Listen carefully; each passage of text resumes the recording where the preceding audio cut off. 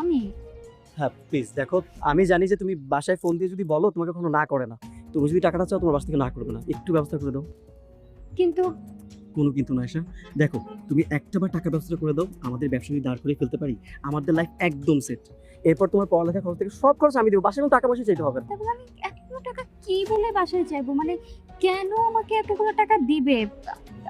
এতগুলো টাকা তো ইম্পসিবল হয়ে যাবে।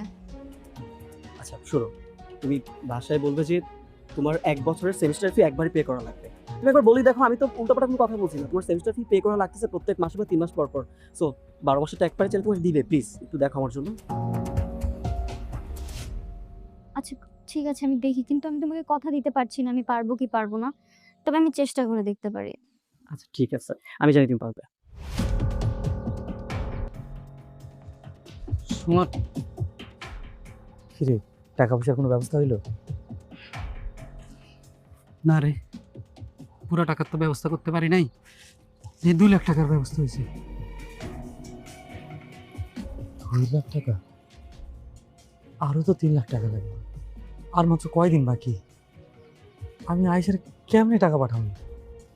তোর বউরে পড়াইতে যায়া তোর কাছে যা কিছু ছিল সব কিছু তো বেচা দিলি। এই বাড়িটা ছিল, এই বাড়িটাও বেচা দিলি। বন্ধু, তোরে আমি কত কইরা কইছিলাম বাদ দে এইসব, লাগবো না বউরে ডাক্তারি পড়ানো, শুনলেই না। আমি আয়েশের কথা দিছিলাম, যেমনি হোক ওর স্বপ্ন আমি পূরণ করবো। এর লাগে যদি জীবনটাও দেওয়া লাগে আমি তাও দিব। হ, এখন ওইটাই বাকি আছে। দেখ